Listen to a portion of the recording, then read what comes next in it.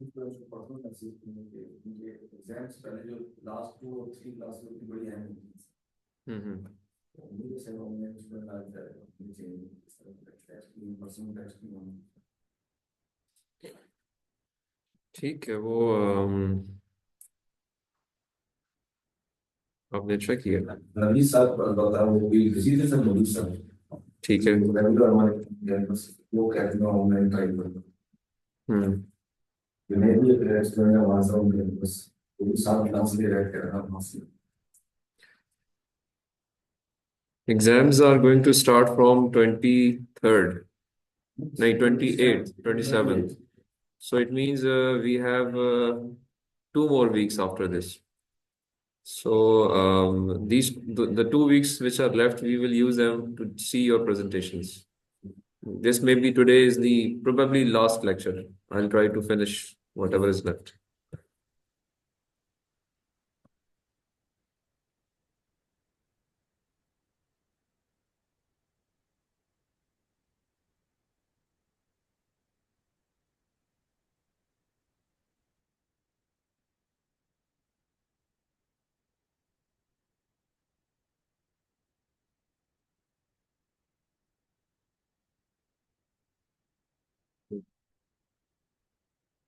If I remember from last lecture, so we were trying to see common mistakes and started off with certain things, and then there was some electricity problem, so we just left it. तो हम वहीं से शुरू करते हैं जहाँ से हमने अपने काम को क्लोज किया था, common mistakes, and then we will move on to plagiarism today. 2 चीज़ें हमें आज इंशाल्लाह फिनिश ऑफ करनी है। तो let me share the slide and then can start now.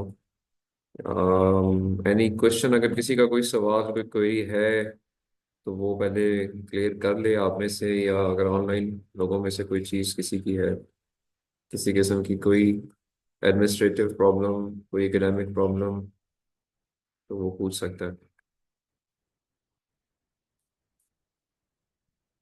और अगर नहीं है तो हम फिर सर जी अस्सलाम वालेकुम। वालेकुम अस्सलाम जी, बताइए। जी सर, मेरी आवाज़ आ रही है? आ रही है जी आपके पास। जी जी सर, ये डेट शीट में हमारा 2 पेपर एक डे पे है ना? एक दिन में ही है 2 पेपर ना, मशीन लर्निंग का और आपका एक पेपर ना, तो है बड़े इम्पोर्टेंट था। अगर ये थोड़ा सा शफल हो जाते या कोई तरीकाकार हो जाता। असल में जो जो पेपर है ना रिसर्च मेथडोलॉजी का, ये पेपर जो है इसमें कोई ऐसी चीज़ें याद करने की ज़रूरत नहीं है। तो आई थिंक कि आप ये दोनों पेपर्स इजीली दे सकते हैं अगर आपने क्लासेस जी अटेंड। सर। नहीं नहीं नहीं सर, वो तो कोई मसला नहीं है, लेकिन फिर भी एक टेंशन तो होता है ना जहन में। असल में 5 बजे हमारा एक पेपर खत्म होगा। मतलब जो उससे एक दिन पहले का पेपर है वो 5 बजे खत्म होगा। घर आते आते वैसे भी 7-8 बज जाएंगे। तो मतलब कि वो उसका भी रिपीटिशन का भी टाइम नहीं है। मतलब कि जो हम वो करते हैं ना, रिपीटिशन करते हैं, उसका भी टाइम नहीं मिलना फिर। सुबह 9 बजे फिर पेपर है। तो मैं उस सेंस में कह रहा था। कोशिश यही होती है कि पेपर एक दिन में दो ना हो, लेकिन ये कि चूंकि कुछ लोगों ने कुछ बड़े हैपोजेट क्वेश्चंस पेपर्स सब्जेक्ट्स डिसाइड किए होते हैं, तो समटाइम्स ये एक सब्जेक्ट मेरा वाला जो है ये कॉमन इसलिए रखा जाता है कि ये सब्जेक्ट में तैयारी की जरूरत नहीं है। हम्म, जी सर, जी सर। और कोई किसी किस्म की ठीक है सर, फिर कोई मसला नहीं है। वो तो खैर वैसे भी तैयारी हो जाती हाँ, तो एग्जाम शुरू हो रहे हैं है। जुमेरात असल से, में इसके साथ जो मशीन लर्निंग वाला है थोड़ा सा। मंडे को खत्म हो ठीक रहे है। हैं। अगर ये इस तरह ना किया जाए तो एग्जाम्स और लंबे हो जाएं। इसमें जी बहुत सारे लोगों को बहुत सारे मसले होते हैं, क्वेश्चंस लोगों ने छुट्टियां ली होती हैं, वो उस वजह से शायद उनको प्रॉब्लम। हम्म। नहीं, लास्ट टाइम ये था कि हमारा जो डबल पेपर थे ना, वो उसमें एक डिफिशियंसी वाला था ना, वो टेंशन नहीं किया हमने। तो वो फिर हमने कहा चलो डिफिशियंसी कोर्स है, इतना ज्यादा मैटर नहीं करता। लेकिन ये कि ये दोनों इंपॉर्टेंट है ना, तो इसमें सेंस में कह रहा था। कम एग्जाम में आपका क्लैश नहीं था? अब डिफिशियंसी जो है ना वो हमारा मंडे नहीं, आप मेरी बात। लास्ट टाइम था मतलब है कि डिफिशियंसी कोर्स और रिसर्च का पेपर जो था ना।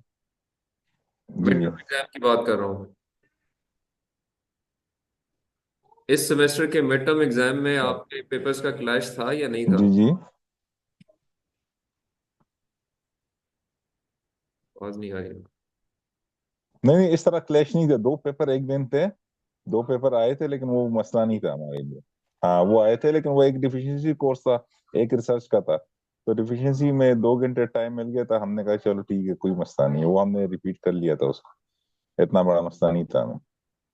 लेकिन ये कि ये दोनों इंपॉर्टेंट है ना, रिसर्च भी और साथ में मशीन लर्निंग का थोड़ा सा टफ कोर्स है ना, तो उस ये सेंस में मैं कह रहा अब था। मुझे आप आज बता रहे हैं, जब एक हफ्ता गुजर चुका है अनाउंसमेंट्स को, आप या तो पहले दिन आप मुझसे डिस्कस करते ना, तो मैं कोई बात भी करता किसी से।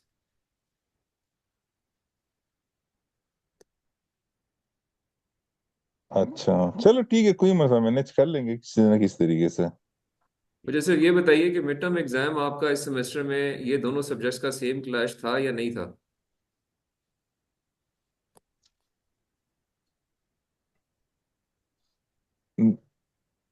सर उस वक्त जो आपका कोर्स आया था ना, जिस दिन हाँ जी। आपका पेपर था ना इसका, उस दिन हमारा एक डिफिशिएंसी कोर्स का पेपर था, जो फंडामेंटल ऑफ डेटा साइंस। वो इजी कोर्स है, वो डिफिशिएंसी कोर्स है, उसके लिए हमें इतनी तैयारी तो करनी ही नहीं थी।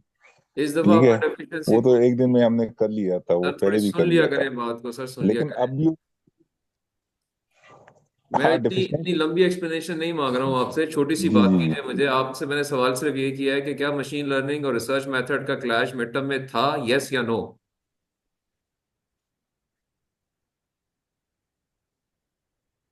नहीं नहीं नहीं, उस वक्त नहीं था। नहीं था। ओके, तो उस टाइम पे आपका क्लैश रिसर्च मेथड का एक डेफिशिएंसी कोर्स के साथ था, जी यस या नो? जी सर। अच्छा, अभी वो डेफिशिएंसी यस कोर्स यस। का एंड टर्म एग्जाम किस दिन है?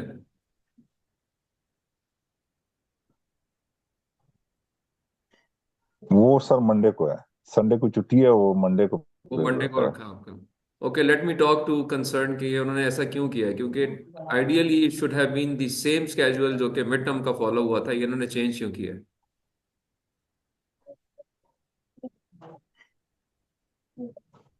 जी सर।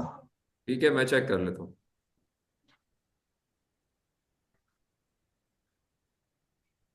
ठीक है सर। ठीक है। अच्छा जी, just give me a minute में, let me ask it right now, because ये सीरियस प्रॉब्लम है। आ जाइए, ये इस तरह करना नहीं चाहिए था।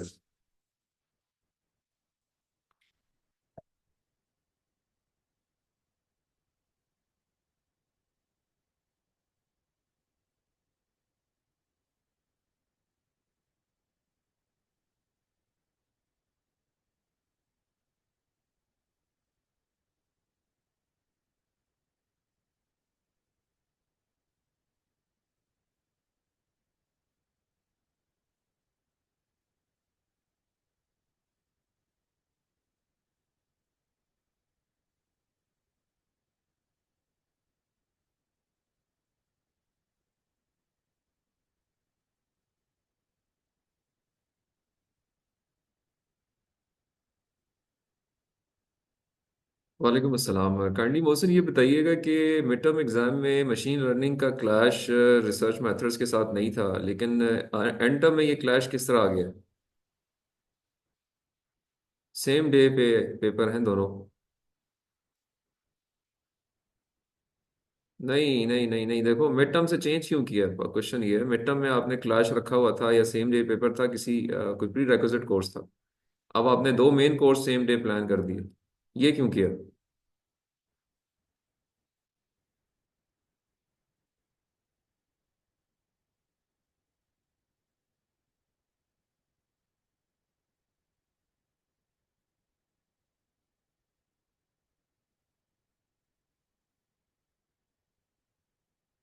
अच्छा, आपके बकौल कम स्टूडेंट्स का 2 दिन का एग्जाम, ये इसमें कितने लोग हैं जो कि रिपीट हो रहे हैं? सिर्फ दो स्टूडेंट्स हैं। ये दो स्टूडेंट्स कौन कौन से हैं? एक मशीन लर्निंग का स्टूडेंट कौन है?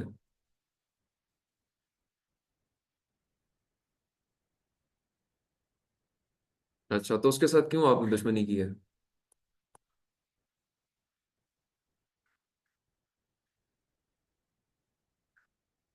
अच्छा।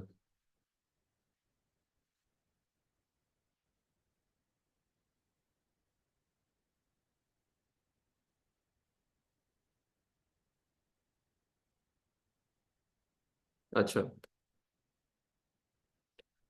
चले ठीक है। फिर आप ये काम कीजिए ना कि यही सेम जो आप एक्सप्लेनेशन मुझे दे रहे हैं ना, जरा ये एक दफ़ा जो जिन स्टूडेंट्स का क्लैश है ना उन दोनों को भी जरा क्लियर कर दें कि वजह क्या बनी है।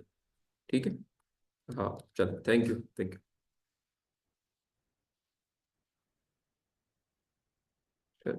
ओके नवीस साहब जी, आपको आवाज़ मेरी आ रही है? आप ऑनलाइन हैं या अभी कहीं ऑन ऑफलाइन हो गए? जी सर, आ रही है। अच्छा, मैंने नहीं भी नहीं सर, मैं बैठा हूँ सर, स्पेसिफिक मैं लैपटॉप से भी ट्राई कर रहा हूँ, लेकिन अभी वो कनेक्ट नहीं हो रहा। मैं मोबाइल से ऑनलाइन। स्पेसिफिक मैंने आपके सिलसिले में अभी क्वेरी की है, और एज पर दी कंसर्न्ड पर्सन ही सेज कि मिड टर्म में अराउंड 20 स्टूडेंट्स का क्लैश था, जिसकी वजह से हमें ये रीशफलिंग करनी पड़ी है, और अब सिर्फ दो स्टूडेंट्स का क्लैश है, एक आप हैं और एक कोई स्ट्रेटेजिक मैनेजमेंट का स्टूडेंट है। That is the reason which he is given to me. तो आई थिंक एडमिनिस्ट्रेटिव हम्म।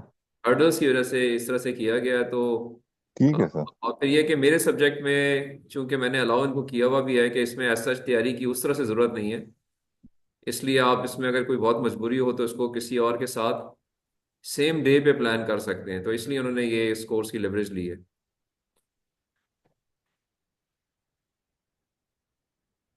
आपका आपकी वजह ठीक है आपकी सर, कोई मसला, इसलिए भी मैनेज ज्यादा कर है लेंगे क्योंकि आपने इंशाल्लाह। प्री रेक्विजिट कोर्सेज भी लिए हुए हैं, तो इन सब को प्री रेक्विजिट कोर्सेज को रेगुलर कोर्सेज को अलाइन करना और कम टाइम में प्लान करना जरा थोड़ा सा चैलेंजिंग हो जाता है। इस वजह से ये एक आध इशू जो है वो शायद आ गया है, बट जैसे ही आपके प्री रेक्विजिट कोर्सेज खत्म होंगे तो होपफुली ये मसले फिर आपके लिए नहीं होंगे।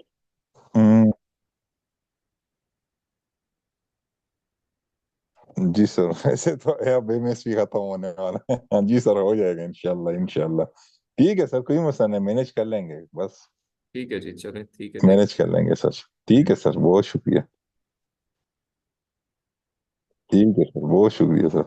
ठीक है, ओके, चलें। I have shared the lecture slides और I hope it is visible to all. जो ऑनलाइन है आप लोगों को विजिबल हैं जी स्लाइड्स? जी सर, विजिबल है सर। जी सर, विजिबल है सर। अच्छा जी, ओके। सो हमने लास्ट क्लास में जो डिस्कशन शुरू की थी वहीं से हम स्टार्ट करते हैं। We started off that there are some common mistake which people do while they write anything. Broadly, if I just remind you that हमने इस सब्जेक्ट में जो चीज़ें कवर करनी थी उसमें एक पोर्शन या एक बड़ा सेगमेंट था रीडिंग से मुतालिक कि क्या पढ़ना है, कहाँ से पढ़ना है, कैसे पढ़ना है, जिसमें हमने डिफरेंट रिसर्च पेपर्स के बारे में, उनकी क्वालिटी के बारे में और उनके अंदर से कंटेंट एक्सट्रैक्ट करने के बारे में बातें की। इसके बाद एक बड़ा पोर्शन जो इन्वॉल्व होता है वो है राइटिंग से मुतालिक कि हमने अब जब पढ़ लिया, पढ़ के डिसाइड कर लिया क्या करना है, तो हमने फिर उसको लिखना है। और लिखने के लिए जो डिफरेंट फोरम्स हैं उसमें हमने प्रपोजल से स्टार्ट करना है, थीसिस लिखना है, रिसर्च पेपर्स लिखने हैं और फंडिंग प्रपोजल्स लिखने हैं। तो इन सब के अंदर जब लिखना है तो लिखने के लिए हमने पिछले कुछ लेक्चर्स में काफ़ी डिटेल में बात की है कि क्या क्या सेगमेंट्स, क्या क्या सेक्शंस लिखने में हमने लिखने हैं फॉर्मल तरीके से, उनके अंदर किसको कितनी इंपॉर्टेंस देनी है, किस चीज़ के अंदर क्या पंच लाइंस फॉलो करनी है लिखते हुए, और उनको हमने फिर किस तरीके से एक ग्राफिकल फॉर्म में पहले एक्सप्लेन करके और उसके बाद उसको लफ्ज़ों की शक्ल देनी है। Now we are in between, हमने एक ओवरलैपिंग सेशन हमारा ये सेगमेंट इस सब्जेक्ट का है जिसमें हमने प्रेजेंटेशंस भी आपकी ली हैं, जिसमें ये चीज़ हाईलाइट की जाती है कि आपने यही काम जो आपने पढ़ा और आपने लिखा है इसको कैसे प्रेजेंट करना है। तो ये तीन मोटे सेगमेंट्स या ब्रॉड सेगमेंट्स हैं जिनके ऊपर हमने मुख्तलिफ लेक्चर्स में बातें की हैं, और उनके अंदर उम्मीद है कि आपकी कुछ स्किल्स जो हैं वो पॉलिश भी हुए होंगे, और अगर आप लेक्चर्स सुन रहे हैं, नोट कर रहे हैं और समझ रहे हैं तो this is my strong belief के चीज़ें आपकी बनस्बत the day one now must have improved a lot. हाँ यस, अगर आपने लेक्चर्स नहीं देखे, आप मिस करते रहे हैं और लेक्चर्स की रिकॉर्डिंग्स भी नहीं देखी, तो फिर डेफिनेटली जब डिसकंटिन्यूटी आती है तो आपको चीज़ें शायद उस तरीके से क्लैरिफाई नहीं होंगी, और वो उसके लिए मेरी रिक्वेस्ट अभी भी यही है, still we have time. Exam में 3 वीक्स हैं, आपने जो लेक्चर्स आपके जमा हो गए हैं, एंड आई नो जब आप रिकॉर्डिंग्स हों तो इंसान की नेचर है वो नहीं देखता चीज़ें, वो वेट करता है आखिरी टाइम तक। तो अब वो टाइम आ गया है कि अगर आपने अभी तक नहीं देखे तो अपने सारे लेक्चर्स एक दफ़ा ज़रूर जाके देख लीजिए, स्टेट डे 1 से लेके वीक नंबर 15 तक, और उनके नोट्स बनाए, क्योंकि एग्ज़ाम में आपकी अंडरस्टैंडिंग पूछी जाएगी। I am very clear on this, इसमें कोई रट्टा नहीं होगा। Paper would be very easy for them जिन्होंने लेक्चर्स लिए हैं। सिंपल क्वेश्चंस होंगे, स्ट्रेट फॉरवर्ड, जो हमने क्लास में बताए हैं, डिस्कस किए हैं, डिस्कशन वाले क्वेश्चंस होंगे, और जो आपने किया है उसके आपने जवाब देने होंगे। ओके, तो आज का लेक्चर है, hopefully this would be the last lecture of this subject. और अब इसके बाद हमारे पास, यानी इस आज के दिन जो मैंने शुरू में बताया कि we will be covering the common writing mistakes and then the unethical practices which people do, और वो क्या क्या है, उनको कैसे अवॉइड करना है, इसके ऊपर हमारा फोकस होगा।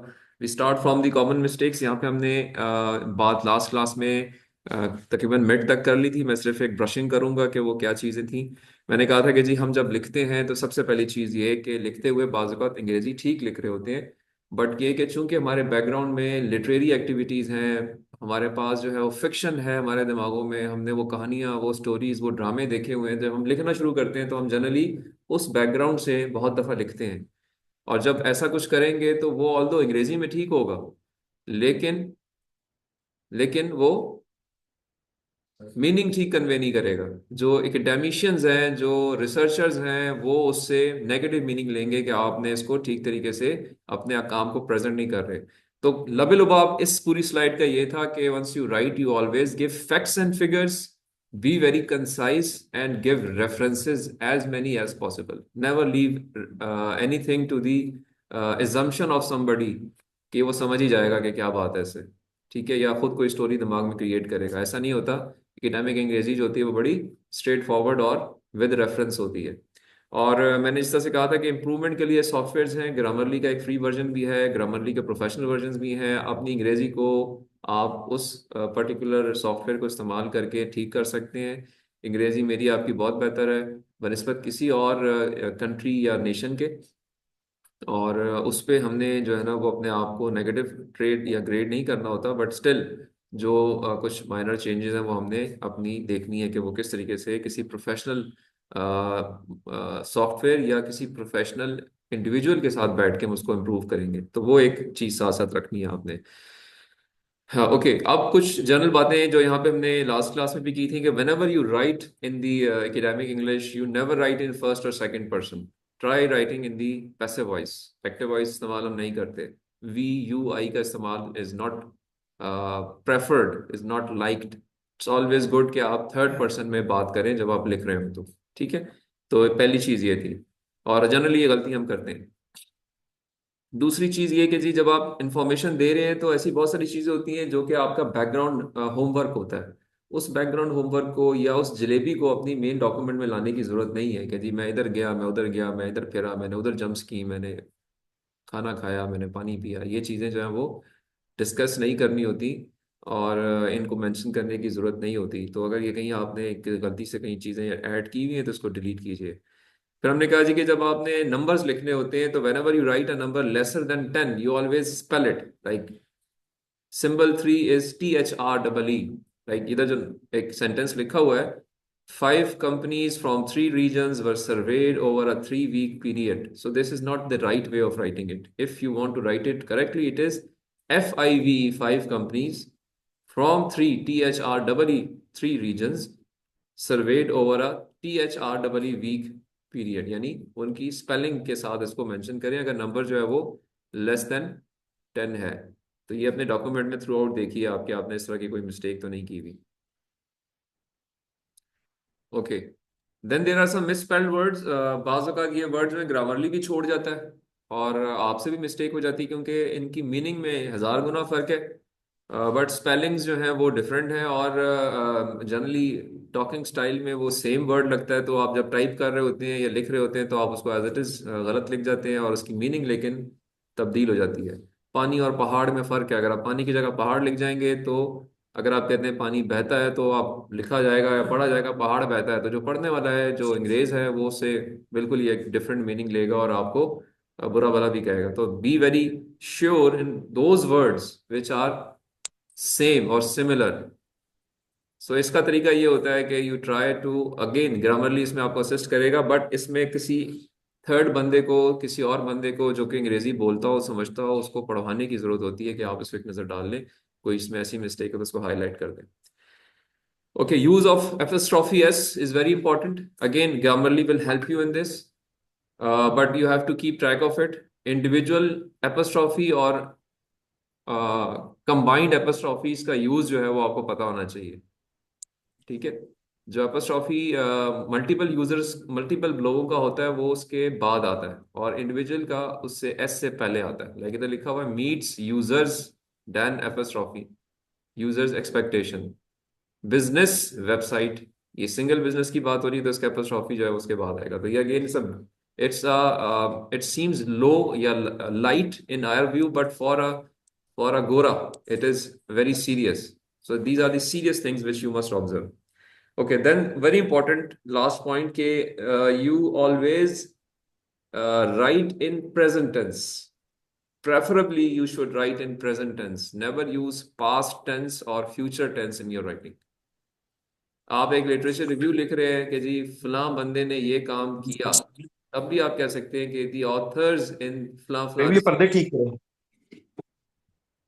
और ये टेबल सेट करो, क्या हो गया इसको?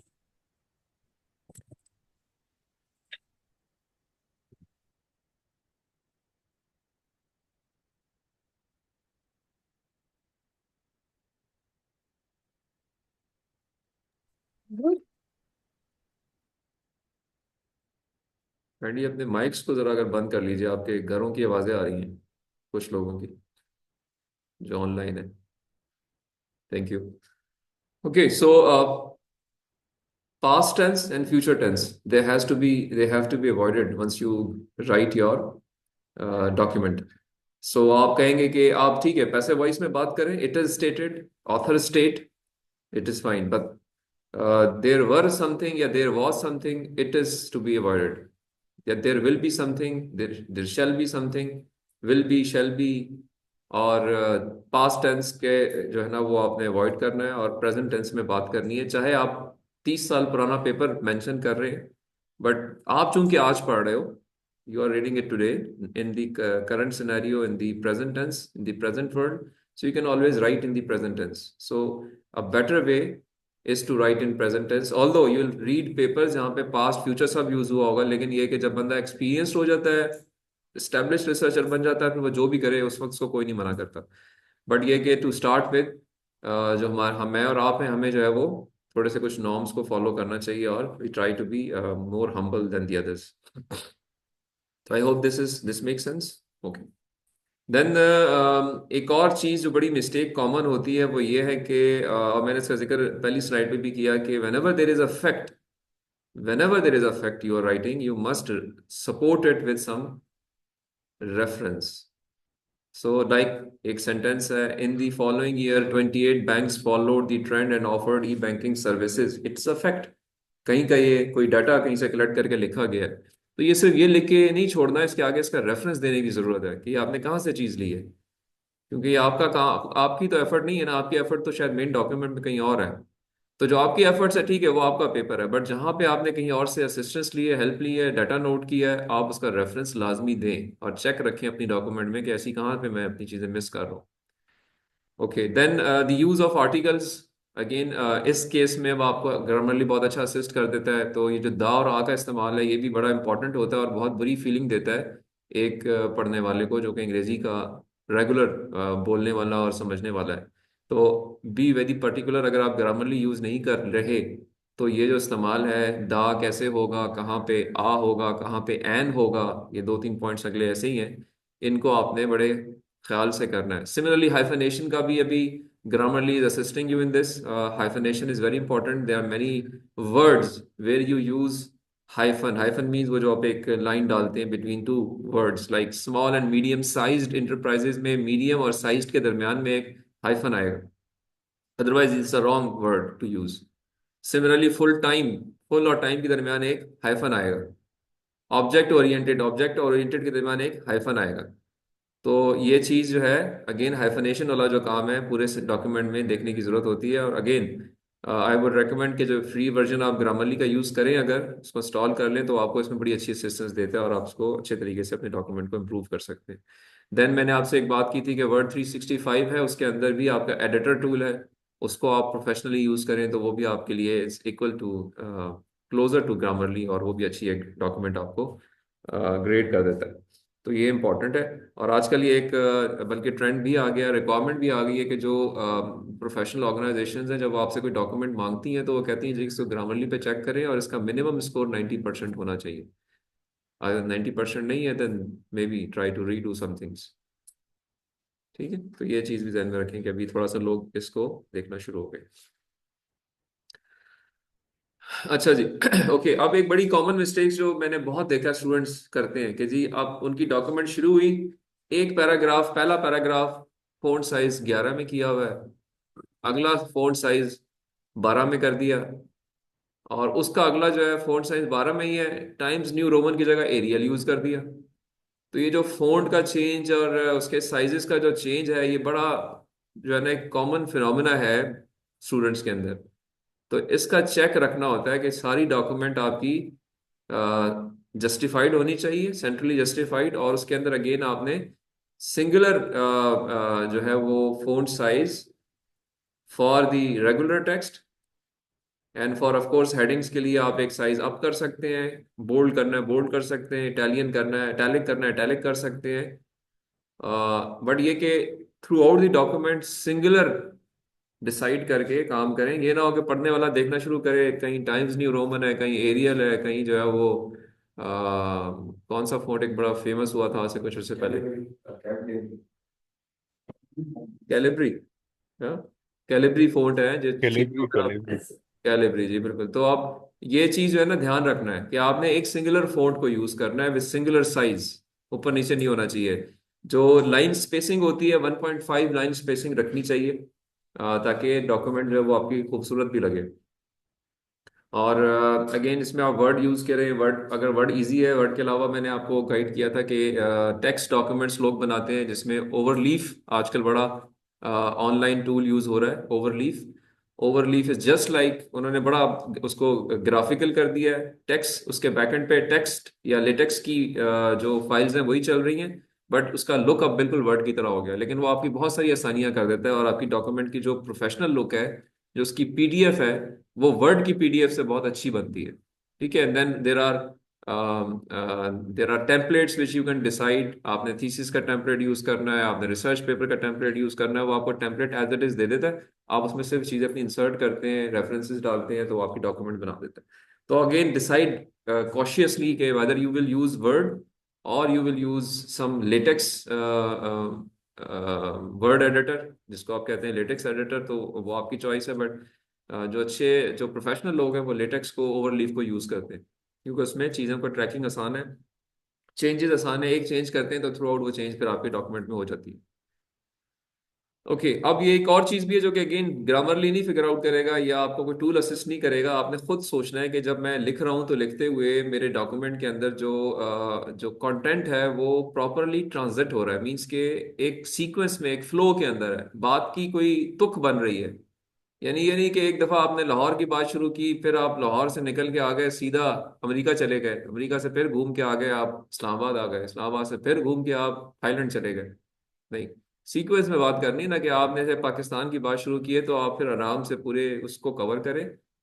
तो ट्रांजिशन मीन्स के जो पैराग्राफ्स बना रहे हैं, जो सेंटेंसेस बना रहे हैं, उनमें आपस में लिंक्स होने चाहिए, अगला पैराग्राफ पिछले पैराग्राफ से लिंक्ड अप होना चाहिए, बिल्कुल ऑल टुगेदर एक डिसकंटिन्यूस चीज नहीं आ जानी चाहिए कि बात कुछ शुरू की थी अगले पैरा में कुछ और कर दिया।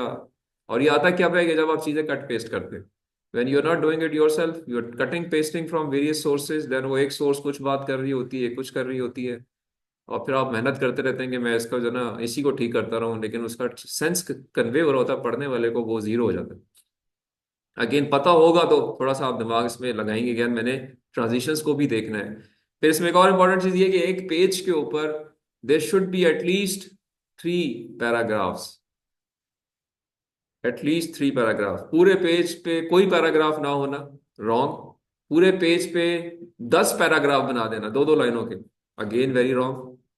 सो you have to keep around 3 to 4 paragraphs depending upon, ये रेगुलर मैं आपको या एक रूल ऑफ थंब शायद है कि 3 से 4 paragraphs they are good enough and they give a good look to your document. More than this, lesser than this seems odd, कि आप भाई अजीब सी कोई बात कर रहे हैं। अच्छा, लास्ट पॉइंट क्या है जी, कौन बताएगा मुझे? आपका नाम क्या है? Shakeel, Rana Shakeel. Ji Shakeel sahab, nice to see you today. Last paragraph, last point को अगर आप एक्सप्लेन करें कि what does it mean, what do you understand by this?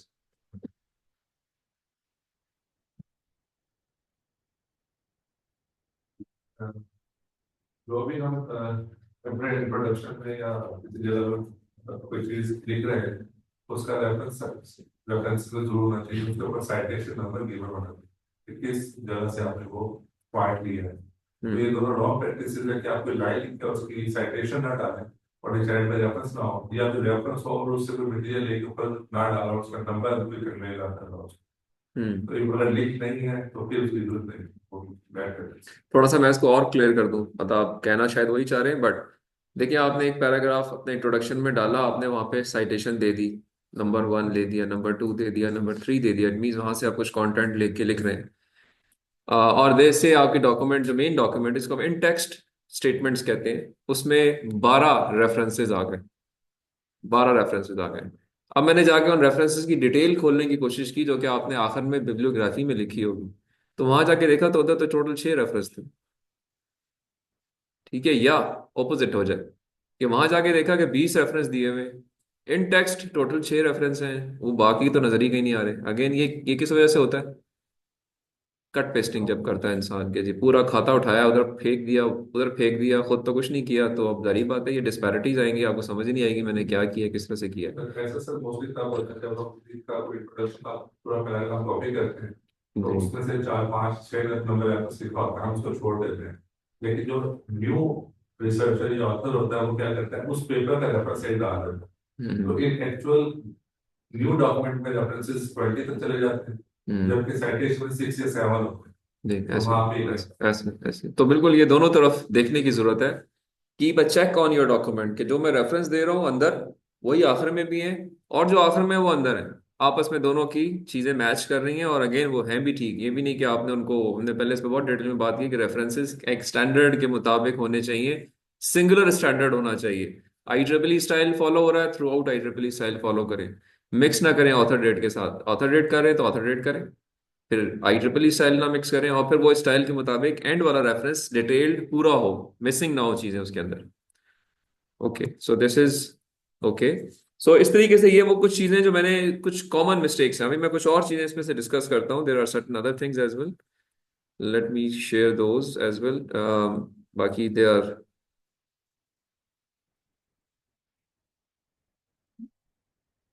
Late me just change the slides.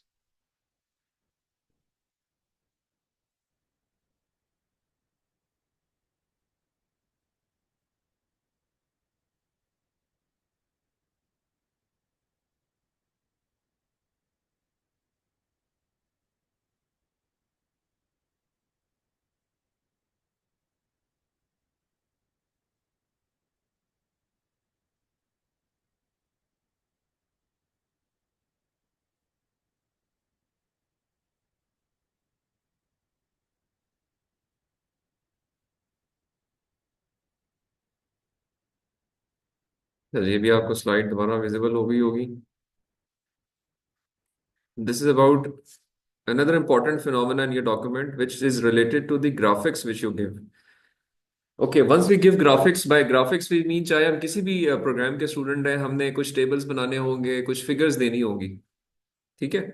तो वो जो फिगर्स और टेबल्स हैं आपकी, उनके पर्सपेक्टिव से कुछ चीज़ें हमें क्लियर होनी चाहिए, because they are the most effective way of presenting your results. ठीक है, क्योंकि आप, मैं और आप जब भी कोई किताब पढ़ते हैं तो हम पहली नज़र हमारी किस पे जाती है, वहाँ जो तस्वीरें होती हैं या जो टेबल्स होते हैं, क्योंकि वो आपको एक इम्पॉर्टेंट फिनोमेना कन्वे कर रहे होते हैं। तो उस केस में कुछ चीज़ें देखनी होती हैं, और क्या है वो ये है कि जी अगर आपने फिगर देनी है तो फिगर बगैर कैप्शन के नहीं होती है, सही है? सिमिलरली टेबल भी बगैर कैप्शन के नहीं होता। और जो स्टार्टर रिसर्चर्स होते हैं ना, वो ये गलती बहुत बड़ी आराम से करते हैं, बस फिगर्स डाल दी बगैर कैप्शन के, टेबल्स डाल दिए बगैर कैप्शन के। तो figure must have a caption at the bottom of the figure, standard तरीका ये है। And table must have the caption at the top of the table, table के टॉप पे होता है और फिगर के बॉटम में होता है, और उसकी कीवर्ड्स होते हैं कि इस फिगर के अंदर या इस टेबल के अंदर जो है वो आप क्या बताना चाह रहे हैं। तो it should be a complete statement, पूरी इंफॉर्मेशन उसके अंदर होनी चाहिए। नहीं कि अब टेबल का नंबर लिखा और मैं जाके पढ़ूं यार ये टेबल किस बारे में है, मुझे पूरी डॉक्यूमेंट छाननी पड़ेगी यार इसने क्या बताया इसके अंदर। स्टैंड अलोन स्टेटमेंट होनी चाहिए क्लैरिटी के साथ कि ये फिगर क्या बता रही है, ये टेबल क्या बता रहा है। ठीक है। जिस तरह यहाँ लिखा हुआ भी कि विदाउट एनी रीजन और need to read the entire manuscript it should be stand alone. और अच्छा डाटा जो कि आपने रिप्रेजेंट किया it should be easy to interpret with all necessary details. Colours को फिगर्स में टेबल्स में अवॉइड किया जाता है बिकॉज जो पढ़ने वाला है ना वो उसका प्रिंट लेके पढ़ेगा मोस्ट ऑफ द टाइम। जब प्रिंट लेगा तो प्रिंटर जो है, लोगों के पास कलर्ड प्रिंटर्स कहीं भी नहीं होते ना, या लोग प्रेफर भी नहीं करते, तो वो ब्लैक एंड व्हाइट में प्रिंट निकलेगा। अगर आपने कलर्स के थ्रू कोई इन्फॉर्मेशन कन्वे की हुई है तो वो छुप जाएगी, खत्म हो जाएगी। इसलिए ऑलवेज यूज लेजेंड्स। आपने एक लाइन ड्रॉ करनी है, नीले कलर में ड्रॉ की हुई है, उसको आप नीले कलर की जगह स्टार्स में प्लॉट कर लें तो वो प्रिंट में भी वैसे ही आएगा। एक और लाइन है रेड में प्लॉट की हुई, उसको डॉट्स में प्लान कर ले तो अगेन वो लेजेंड जो है वो इन्फॉर्मेशन कन्वे कर रहा है। तो प्रिंटिंग में और उसकी या ये कहा जाए कि ज्यादा प्रोफेशनल तरीका यही है। If you go more towards colours तो ये समझा जाता है, ये मिस इंटरप्रिटेशन समटाइम्स होती है कि ये जो है ना कलर्स के पीछे कोई बंदा छुपना चाह रहा है। एक्चुअल इन्फॉर्मेशन इस डाटा में कम है बट ही और she is trying to hide behind the I would say glamour. So वो जो चीज़ है उसको थोड़ा सा कंट्रोल करना होता है। Although I am not saying कि बिल्कुल ना करें, बट ये कि कंट्रोल के साथ थोड़ा सा आपने चलना है। लाइक अब ये एक टेबल है। अच्छा ये एक और इम्पोर्टेंट इन्फॉर्मेशन यहाँ सिर्फ देने की कोशिश है कि टेबल है, उसका टाइटल दिया हुआ है, कैप्शन दिया हुआ है कि क्या किस किस तरह से है और क्या चीज़ के अंदर है, कुछ इन्फॉर्मेशन है। बट अगेन इंपॉर्टेंट ये है कि ये टेबल क्या देना जरूरी भी है या बस मैंने जबरदस्ती का टेबल बना दिया है। Because this whole table can be simply explained with this singular statement. So again पढ़ने वाले को ये चीज समझ आ जाती है कि ये चीजें जरूरी बनाई हुई हैं या जबरदस्ती की जो है ना वो बीच में डाली हुई है। तो be little cautious again that whenever you are trying to give a table or a figure it should be a requirement as well. बाज़ औक़ात सादे लफ्जों में शॉर्ट सेंटेंसेस में एक चीज एक्सप्लेन हो सकती है तो फिर टेबल की जरूरत नहीं है। तो ये तो उस पर्सपेक्टिव से बात हुई हुई है। अच्छा अब यहाँ पे एक और फॉर्म, लाइक अब इस जगह पे आपके पास ये दो फिगर्स हैं, एक फिगर है और एक टेबल है। एक ही फिनोमिना का फिगर भी बन सकता है, टेबल भी बन सकता है। ठीक है, because table and figures they convey the same information या similar information can be done. लेकिन इस केस में जो रिसर्चर्स कहते हैं या जो हमारा एस्टेब्लिश्ड लोग हैं वो कहते हैं जी it's better to go for the table if you have the same thing या आपके पास दोनों की एक्सेस है तो फिगर से बेहतर है कि आप टेबल बनाएं। ठीक है, क्योंकि टेबल जो है वो डायरेक्ट होता है, ज्यादा क्लियर होता है और इन्फॉर्मेशन जो है बेसिकली इसका ये है कि जो फिगर होती है वो कॉन्टिन्यूस डोमेन में होती है और जो टेबल होता है वो डिस्क्रीट डोमेन में होता है। तो discrete information is lesser so it's more pertinent sometimes या अज्यूम टू बी। तो बेहतर है कि बंदा जो है वो टेबल के ऊपर जाए अगर दोनों की ऑप्शन आपके पास है। तो ये याद रखने वाली बात है। अच्छा अब ये ग्राफिक्स है जिसमें आपने कोई कंपैरेटिव एनालिसिस किया हुआ है, हम सब करेंगे तीन चार टेक्निक्स को लेके एक रिसर्चर ने अपना कंपैरिजन करना होता है। तो अब इसके अंदर देखें इस फिगर में थोड़ा सा पुअर स्टाइल ऑफ वर्किंग है कि क्या चीज़ें नहीं है इसमें, कोई लेजेंड नहीं डिफाइन हुआ हुआ, ग्राफ में बहुत ज़्यादा डाटा है, कोई ट्रेंड लाइन नज़र नहीं आ रही, तो इट्स नॉट विजुअली अपीलिंग या बेहतर नज़र नहीं आ रहा। अब बेटर वे कुड बी कि आप इसमें कुछ लेजेंड्स को अच्छे तरीके से डिफाइन करें बट स्टिल अभी भी शायद ये इतना अच्छा नहीं है और मजीद अच्छा हो सकता है कि मैं इसको डिस्ट्रीब्यूट कर लूँ, तोड़ लूँ। अगर आप समझते हैं कि जी there are more information in a singular figure then try to divide it into multiple figures, smaller figures and then of course अच्छे लेजेंड्स डिफाइन करें, ट्रेंड लाइंस दें, डाटा को क्लियरली डिफाइन करें। देखें यार यहाँ लेजेंड्स हैं कि आपने यहाँ पे सर्कल यूज किए हुए हैं, आपने डायमंड्स यूज किए हुए हैं, आपने ट्राइंगल्स यूज किए हुए हैं to convey the information, colour use नहीं किया हुआ। So this is a better way of या दी बेस्ट वे कि आपके लेजेंड्स क्लियर हैं, डाटा अच्छा ऑर्गेनाइज हुआ हुआ है, ट्रेंड लाइंस जो है वो भी प्रेजेंट है। राइट, सो फिगर्स के अंदर बड़ा ख्याल करना है, टेबल्स के अंदर ख्याल करना है because this would be very important part of your document. तो अकॉर्डिंगली इसको इस परस्पेक्टिव से आई वांटेड कि मैं आपको जरूर बताऊं कि इसका ये फायदे हैं जो कि आपने ध्यान में रखने। ओके ओके जी, अभी क्लास ये जूम वाला जो सेशन खत्म होने वाला है, ending it and we are starting it again. ठीक है जी, आप दोबारा ज्वाइन कर लीजिए जो लोग ऑनलाइन है। ठीक है।